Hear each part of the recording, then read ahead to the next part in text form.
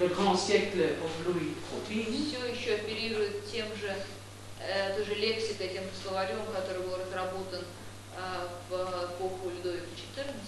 But the program that was so central to the nature of French music disappeared. Но та программа, которая так важна была для французской музыки, исчезает.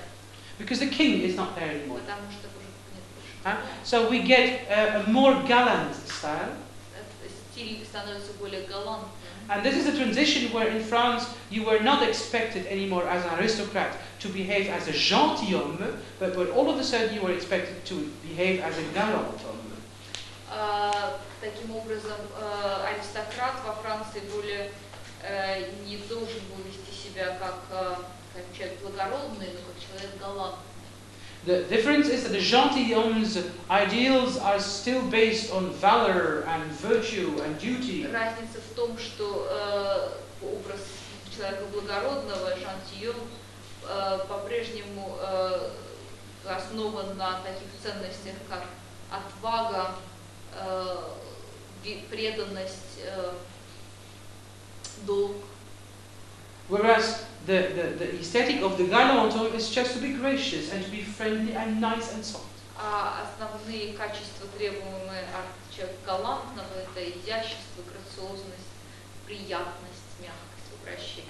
For people who know something about visual arts, the difference is, for example, I always remember it like that, or as a mnemonic device, I would say that the French grand style, Louis XIV, is really apparent in the paintings of Rigaud, Rigueur. Те, кто знаком с изобразительными искусствами, воспользуются как мнемоническим приемом, grand стиль, большой стиль Людовика XIV воплощен в полотнах Rigaud. Rigaud or Le Sueur, that's another painter. Или другого художника того времени, Le Sueur. Maybe there are, I will see, there were some paintings of those painters here in the Hermitage. Наверняка в Эрмитаже есть их работы. And then the new style, the central figure to it is Watteau. А центральная фигура следующего периода это Watteau. So we are already moving to what later becomes the Rococo. То есть уже какое-то движение к рококо начинается. Yeah. Now, most of the instrumental music that we know, from Marais Marais to François Couperin to all these kind of composers, is composed exactly on the moment of transition. Большинство музыки, которое нам известно, начиная с Маrais Маrais и кончая Франсуа Купереном, именно создается в этот переходный период. So you will indeed recognize the French vocabulary developed under Louis XIV, or under Louis, I would say. Узнаете тут набор выразительных средств, тот язык, который разработан при дворе Людовика XIV. But you already also find terminologies like cantat, sonat, which is clearly in Italian. Но уже такие появляются очевидно итальянские термины, как кантата, соната. The problem is that it is very difficult to form a very clear idea on what this grand style represented, because most of the sources of Lully's music are late 17th century sources. Трудно точно определить, в чем. So the problem is of forming an idea on what Lully really was, what this style was. The problem with that is that the sources that we have, the extant sources, including all the music, is mostly late 17th century, and so not sources from Lully himself. Трудно сказать, что Лully сам действительно себя представлял, потому что большинство источников, которые мы располагаем, датируются концом 17 века. France indulged in this Lullian and Louis XIV atmosphere for so long. Франция так долго купалась в атмосфере двора короля солнца и Лully. Yeah. So if we radiates power, от него исходит ощущение силы. as is De La Lande, the Te Deum is the piece that you sing for the king. Te Deum de la Lande, который исполняется. On the other hand, we have the soft French music, the friendly, the one that flatters the ear. И И кроме того, есть еще мягкая, приятная, блестящая слух у французского. Which is autoté, which is Autoté. flute that is so soft, not the violin that is very concrete, but the Мягкая flute. флейта вместо мощной скрипки. The flute that can make clouds of sounds rather than patterns with lines. Флейта, создающая как бы облака звука вместо каких-то линейных моделей, линейной картины. A violin says T, whereas a flute says oh.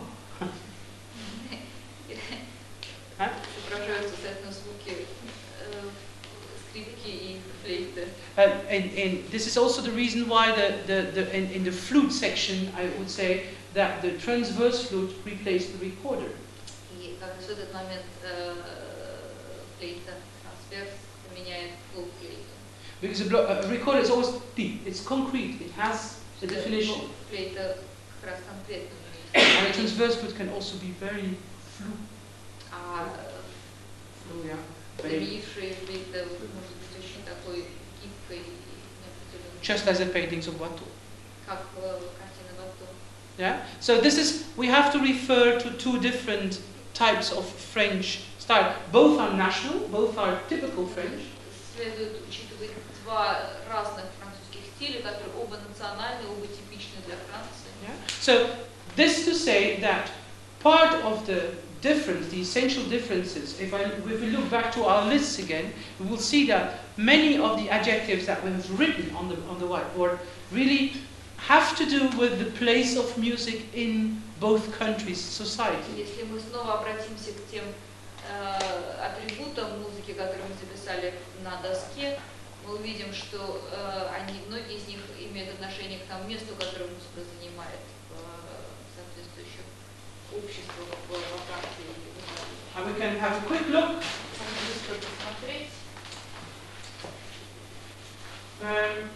Which of the elements we can already stripe away that we have already an explanation for. Можно вычеркнуть те элементы, которые нам удалось объяснить. So I think that. Типичны для Франции. Yeah. So this to say that part of the difference, the essential differences, if we look back to our lists again, we will see that many of the adjectives that we have written on the whiteboard really have to do with the place of music in both countries' society. Если мы снова обратимся к тем атрибутам музыки, которые мы записали на доске, мы увидим, что многие из них имеют отношение к тому месту, которое музыка занимает в соответствующих обществах во Франции. And we can have a quick look. Можно быстро посмотреть.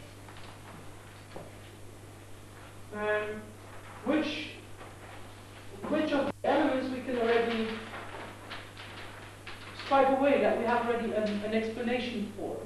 Можно вычеркнуть те элементы, которые нам удалось объяснить. So I think that this is already clear. Радость итальянской музыки и торжественность французской мы уже объяснили. Состояние природы и трона также. Леность и галантность. Естественность и куртуазность. Also this, because this is referred to whether music has a program, whether there is a purpose in it, or whether it's just for the music itself.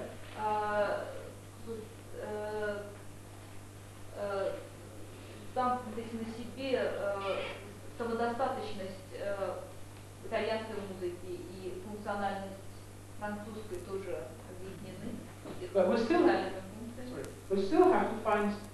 I cannot link this with social structures. Но полифония и гармония не объяснимы, не сводимы к общественным.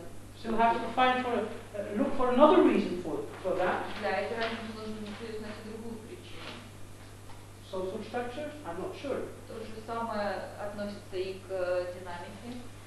This more or less. Пение и декламации более или менее объяснены. Because when you sing, you do it for yourself, Поете, вы делаете. But you play, but you are speaking to somebody. Но когда вы декламируете, вы обращаетесь к So, кому-то. yes and no, I would say. Да или нет? Linear and dance.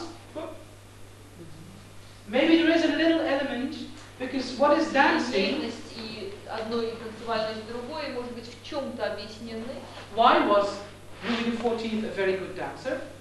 Почему так важен танец при французском дворе? Why did all the Bourbon kings dance? Почему Людовик XIV был таким хорошим танцором? Because Почему dance- называли себя Бурбоном? Because dance becomes a part of the propaganda machine. Потому что танец становится частью пропаганды. In which way? Каким образом? Well, what do you do when you dance? And look at all the French choreographies. Что делают танцоры? Посмотрите на всю французскую You хореографию. divide space. Вы разделяете пространство. You make your tracé. Вы своему оставляете. And she said you can tell the national character by ways of circulating. Of course, I agree, but what I'm doing now is Да, конечно, но сейчас мы просто вычеркиваем. I'm just eliminating all these factors for which we already have a full explanation Вычеркиваем то, что мы уже полностью объяснили. by social structures. Которые мы объяснили полностью социальными причинами. And I cannot, and in all honesty, I cannot say that I understand why the basic sound versus articulation between Italian and French is the way it is, because I understand that French had a chord and Italy didn't. И я не могу сказать, что я понимаю, почему для итальянского языка характерен более основной простой звук, а для французской более артикулированный звук, потому что во Франции был двор. So there must be still another reason for that. Поэтому еще должны быть причины. And there is another reason. Improvisation, ornamentation, well, I don't really find any reason for that in social, but Импровизацию и аргументацию тоже очень трудно социально объяснить. Народность и аристократичность мы объяснили. and I think for these two we also have to wait for another good reason. И для оставшихся факторов также следует подождать другого объяснения. Now, so it's very clear that we have already about half of our differences. We already understand where it comes from. Получается, что примерно половину различий вы уже объяснили и поняли, откуда они идут. But what is the basis for the other difference? Но в чем основание для других различий? If you want to know, come and see tomorrow. Нет, хотите, что